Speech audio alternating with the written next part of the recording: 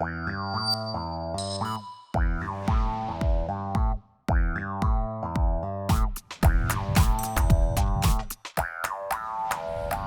le député, mesdames, messieurs, chers collègues, c'est un très grand plaisir d'ouvrir cet après-midi, cet événement, ce colloque. Je vous souhaite la bienvenue à l'Université Paris-Dauphine.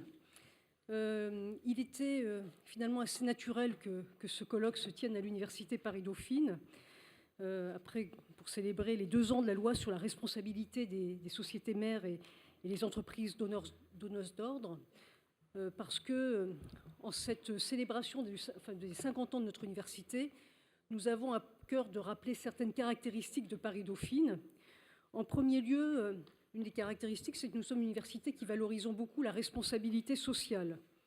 Et nous souhaitons insister sur le rôle de l'université pour analyser les grands enjeux sociaux, les grands enjeux de développement, de pauvreté, de régulation, de développement durable, de responsabilité des entreprises.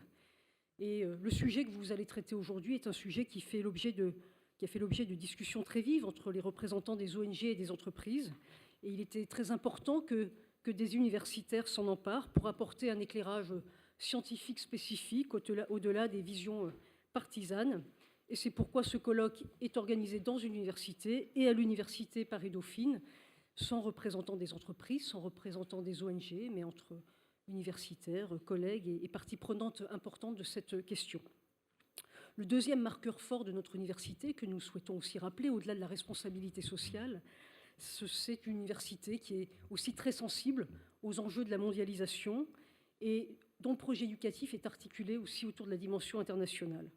Or, dans le sujet que vous traitez cet après-midi, il y a évidemment un caractère tout à fait mondial, international, caractère mondial des réactions que tout cela suscite, la question que vous traitez devant être positionnée dans une perspective internationale et comparatiste.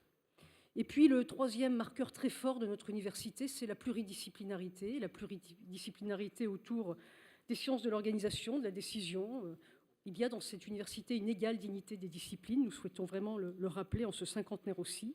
Et le thème traité aujourd'hui nécessite de multiples compétences, un regard pluriel, qui a été vraiment recherché autour de cette manifestation avec l'intervention non seulement de juristes, bien sûr, mais aussi de spécialistes de sciences de gestion, mais aussi de politistes. C'est une dimension également très importante. Et puis, cette manifestation permet de présenter l'ouvrage qui a été publié à la suite d'une recherche menée pendant 2 ans grâce à un financement du regroupement auquel nous appartenons, qui est l'Université Paris Sciences et Lettres. Et c'est un très bel exemple, je trouve, de valorisation et de diffusion de la connaissance scientifique vers la société, ce que nous souhaitons aussi véritablement promouvoir dans cette université.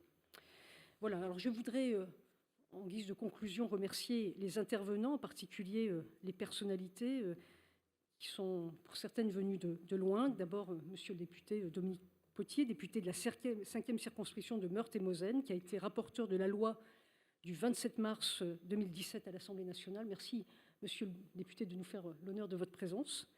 Sarah Gondi, qui représente la Commission européenne. Adrienne Gardas, qui est Advisor on Business and Human Rights aux Nations Unies. Mathilde Ménard, directrice adjointe de la Direction des affaires financières et des entreprises à l'OCDE. Geneviève von Rossum, représentante spéciale chargée de la bioéthique et de la responsabilité sociale des entreprises au ministère de l'Europe et des Affaires étrangères.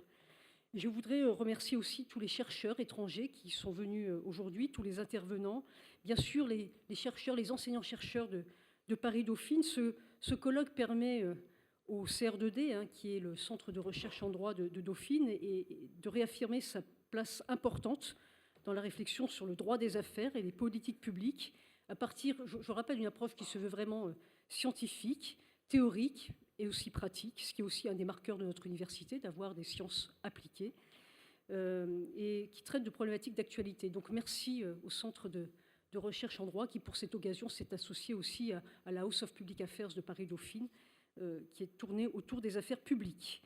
Merci donc à vous tous, chers collègues. Merci à Sophie Schiller pour cette initiative. Je me réjouis vraiment du dynamisme de mes collègues de droit de Dauphine.